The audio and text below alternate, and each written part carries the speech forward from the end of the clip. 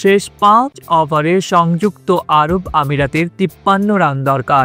Batsman আলিশান সরাপুর Rishad হোসেনের করা প্রথম বলটা পাঠালেন লং অফের দিকে। ক্যাচ হতে হতেও তানজিদ হাসানের সামনে দিয়ে বল বাউন্ডারির বাইরে। অনেকক্ষণ চুপসে থাকা সংযুক্ত আরব আমিরাতের ডাগ আউট এই এক ছক্কায় মুহূর্তেই চনমনে হয়ে উঠল। যেটুকু সংশয় ছিল কেটে গেল তা নিমেষেই। আর সেই উজ্জীবনী শক্তির সৌজন্যেই কিনা ওই ওভারেই আরও দুটি ছক্কা মেরে বসলেন আসিফ খান। ম্যাচটা বাংলাদেশের নাগাল থেকে পুরোপুরি বেরিয়ে গেল 5 বলের মধ্যেই। শারজায় শেষ পর্যন্ত লিটন দাসের দলের 9 উইকেটে 162 রান সংযুক্ত আরব আমিরাত টপকে গেছে 5 বল আর 7 উইকেট হাতে রেখেই। এই জয়ে স্বাগতিক আমিরাত বাংলাদেশের বিপক্ষে 3 ম্যাচের টি-20 সিরিজ জিতল 2-1 ব্যবধানে। 2024 সালে যুক্তরাষ্ট্রের পর এ নিয়ে দ্বিতীয়বার আইসিসির সহযোগী সদস্য দেশের কাছে টি-20 সিরিজ হারল বাংলাদেশ।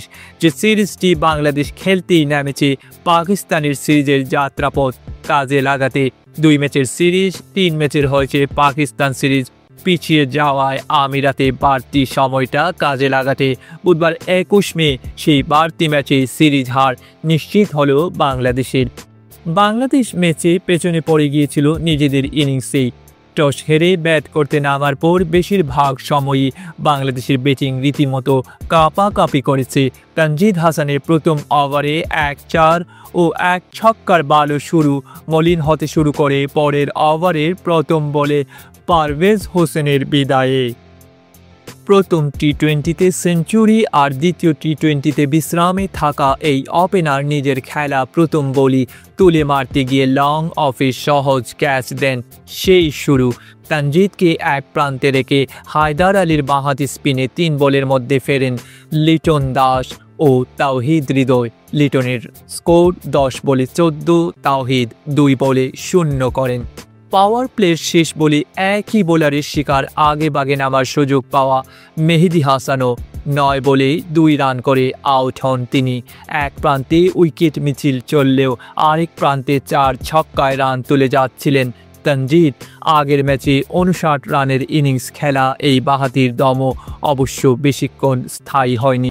4-4 আর 4 ছক্কায় 17 বলে 40 রান তুলে ফেলা তানজিদকে ফিরতে হয় আকিব রাজার ভেতরে ঢোকা বলে বোল্ড হয়ে। 7 ওভারের মধ্যে 57 রানে 5 উইকেট হারিয়ে বাংলাদেশ তখন বড় বিপর্যয়। বিপদ আরও ঘনীভূত হয় 11তম ওভারে মতিউল্লাহর 4 বলের মধ্যে শামীম হোসেন আর রিশাদ হোসেনও বিদায় নিলে শামীম করেন 12 বলে 9 আর রিশাদ 2 বলে 0। এক প্রান্তে থাকা জাকের আলীকে সঙ্গ দিতে পারেননি তানজিম হাসানও 12 বলে 6 রান করে বিদায় নেন তিনিও। 14 ওভার শেষে বাংলাদেশের স্কোর দাঁড়ায় 8 উইকেটে 84। 100-র কমে অল আউটের সংখ্যা তো বটেই, উঁকি দিচ্ছিল নন টেস্ট প্লেয়িং দেশের বিপক্ষে টি-20তে সর্বনিম্ন রানে অল আউট হওয়ার বিব্রতকর লজ্জাও। এমন বেকায়দা পরিস্থিতিতে দাঁড়িয়েই হাসানকে নিয়ে জুটি করে তোলেন জাকের। 9ম উইকেটে 2 জন যোগ করেন 26 বলে 44 রান, যার মধ্যে 16 বলে 32ই জাকেরের। 34 বলে 41 রান তোলা জাকির যখন 19তম ওভারের দ্বিতীয় বলে আউট হন দলের রান 9 উইকেটে 128। পরের 10 বলের মধ্যে হাসান আর শরীফুল মিলে যোগ করেন 34। শুধু শেষ ওভার থেকেই আসে 26 রান। হাসান মারেন 2টি 6, শরীফুল 1টি করে 4-6। 100-র নিচে আটকে যাওয়ার শঙ্কায় থাকা বাংলাদেশ দল জাকির আর লেজের 2 ব্যাটসম্যানের সৌজন্যে শেষ 6 ওভারেই তুলে 78 রান। শেষ 4 ওভারে 64।